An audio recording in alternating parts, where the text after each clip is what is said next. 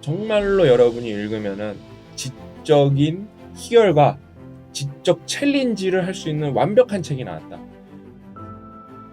오늘 여러분들께 소개해드릴 책은 정말로 대작 오브 대작입니다.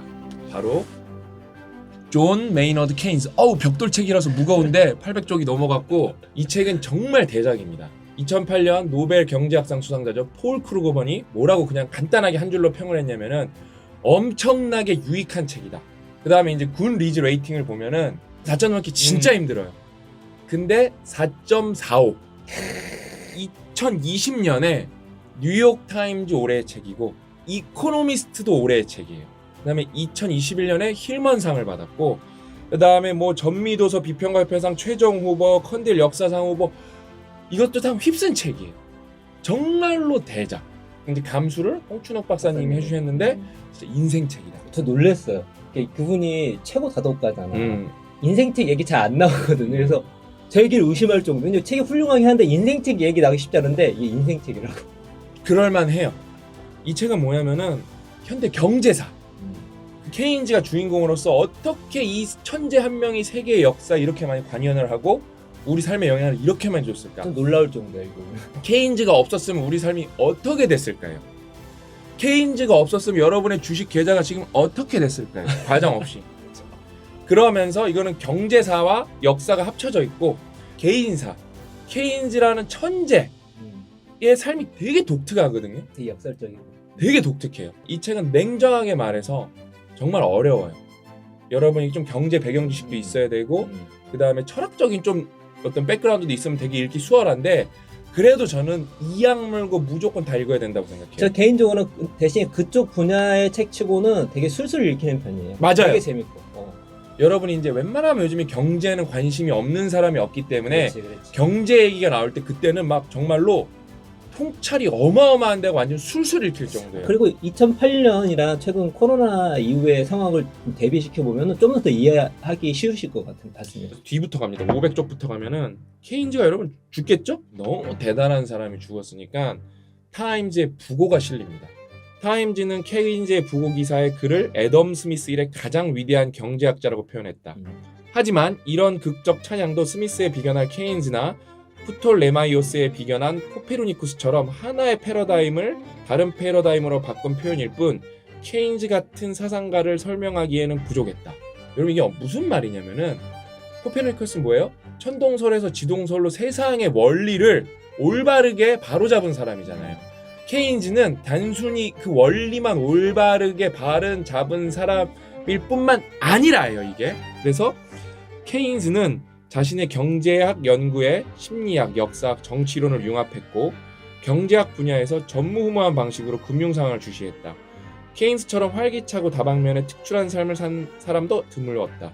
비트겐슈타인과 맞먹는 철학자였고 두 번의 세계대전을 쥐락펴락한 재무계의 영웅이었으며 위대한 계몽주의 인물들과 고대 화폐의 특이점을 발견한 역사가이자 대중의 마음을 끌어오르게 하고 고무시킨 언론인이며 유명한 예술 운동의 후원자였다. 그 다음에 완전 성공한 투자가, 전형적인 폴리매스죠. 그래서 여러분 케인즈는 그냥 여러분 천동설, 지동설 이런 바꾼 패러다임을 바로잡은 수준이 아니라 그거 플러스 한 개인으로서 완벽한 폴리매스였고 정말 위대한 사람이었다. 이게 부고예요. 케인스는 단순히 현대 경제학을 창조했을 뿐 아니라 스스로 지적 권력 구조의 정상에 자리매김하면서 현재 경제학자들을 만들어냈다고 해도 과언이 아니다. 지금 우리가 말하는 일반 경제, 여러분 유튜브에서 쉽게 보는 경제 이야기들 있잖아요. 이거를 만들어낸 시스템을 만들어낸 원료가 케인즈예요. 1922년에 케인즈는 실업이라는 악과 그것에 수반되는 사회적 불안의 원인은 통화의 불완전성에 있다고 주장했다. 이를 해결하는 방법은 정부와 중앙은행이 통화 가치를 직접적으로 규제하고 물가 안정을 위해 금리를 올리거나 낮추는 것이다. 정부가 통화 공급을 전체적으로 관리하는 것이 경제 성장과 물가 안정을 이루는 최선의 방법이라는 이 원칙은 이후 통화주의라는 이름으로 통용된다. 지금이야 금리를 올리네 내리네가 되게 당연한 거잖아요. 그래서 미국이 금리를 올리냐 안 올리냐, 한국은행이 금리를 올리냐 안 올리냐, 이것만, 이게 뭐 뉴스에 항상 그 가장 메인 이벤트잖아요. 케인즈 전에는 그런 게 없었어요, 여러분. 그랬던 그가 이제는 중앙은행이 그보다 더 중요한 다른 경제 문제를 해결하기 위해 인플레이션이나 디플레이션을 의도적으로 일으켜야 한다고 촉구하고 있었다. 이제는 그 목표는 물가 안정이 아니라 지속적인 투자와 실업 문제였다. 필요하다면 각국의 중앙은행들이 실업률을 완화하기 위해 인플레이션을 추구해도 된다는 주장이다. 이게 뭐예요, 여러분? 지금 양적 완화예요. 그러니까 막 돈 찍어낸다. 이제 뭐 그러면은 뭐 돈 가치 쓰레기 된다. 뭐 돈 저렇게 투입해도 되냐? 뭐 무한하게 시장에 돈을 공급했잖아요. 그럼 그게 뭐예요? 돈의 가치가 떨어지는 게 뭐예요? 인플레이션이에요. 그걸 누가 의도적으로 한 거예요? 원래는 뭐예요? 인플레이션이 되면 안 되는데 막아야 되는데 디플레이션이 오면 큰일 나는데 그거 막아야 되는데 이건데 정부가 자, 각 잡고 인플레이션 한번 가봅시다. 왜? 실업률을 어떻게든 낮추기 위해서. 세상이 어떻게든 돌아가기 위해서. 경제가 어떻게든 돌아가기 위해서. 여기도 나와요. 케인즈가 죽은 다음에도. 케인즈의 그냥 완벽한 승리예요. 그 시대 패러다임이 자유방임주의였고 근본이제. 그러니까 이거는 절대 건들 수 없는 철학이자 금기였는데 그걸 다 깨부신 거죠. 깨부셨죠. 혼자서. 진짜 혼자서 깨부셨어요. 왜냐면은 자기가 말한 거에 심지어 반한 거도 말하거든요. 그러니까 혼자서 깨부신 거예요. 그냥요. 금융시장이랑 경제학자들이 교과서에서 설명한 것처럼 깔끔하고 질서정연하게 돌아가지 않는다는 것을 그는 알게 됐다.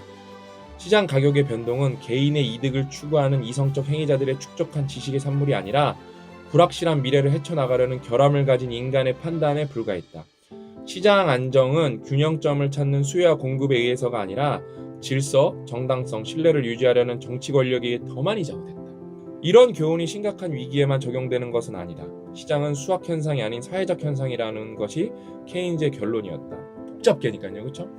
경제학은 물리학처럼 철칙에 얽매인 딱딱한 학문이 아니라 정치처럼 관습, 경험 법칙, 조정이 필요한 유연한 분야였다. 상품의 가격이나 증권의 이자율 같은 시장의 신호는 실제 소비자의 선호도나 기업의 리스크를 보여주는 믿을만한 지표가 아니다. 그런 것들은 기껏해야 대략적인 지침이며 불확실한 미래의 전망에 따라 취해지는 새로운 태도에 늘 변하기 마련이다. 이거는 진짜 여러분 투자를 많이 하실 텐데 너무 여러분들한테 좋은 거예요. PER 있잖아요. PBR 있잖아요. 그거대로 가면은 나중에 다 올라야 되잖아요. 그거 믿고 투자했는데 10년 동안 알아놓는 기업도 있고 더 떨어지는 기업도 있어요. 지침일 뿐이지 그것대로 안 돌아간다니까요. 그래서 아까 제가 여러분 왜 부고부터 읽어드렸냐면은 케인즈는 자신의 경제학 연구에 심리학, 역사, 정치론을 융합했고 경제 분야에서 전무후무한 방식으로 금융상을 주시했다. 경제가 단순히 논리대로 안 돌아간다는 거예요. 그냥 여러분이 이 책을 읽는다는 건 뭐예요? 전 세계가 인정한 최고의 책의 지적인 도전을 하는 거예요. 그러니까 요즘에 유튜브에서 인기가 뭐예요? 가짜 사나이. 요즘에는 이제 헬윅. 어떤 육체적 극한의 도전에 대해서 되게 인기가 많은데 그것도 좋죠. 저는 정신적 극한 도전하는 게 훨씬 어렵다고 봐요. 어떤 면에서는. 여러분 이런 게 있는 게 정신적 철인 3종 경기고 정신적 진짜 UDT고 그런 거예요. 여러분이 쉽게 고민 안 했던 바람에 되게 어려울 거거든요. 근데 뭐예요? 여러분 인생에서 정말 중요한 거고 이런 걸 알아야 우리가 투표를 올바르게 할 수가 있어요.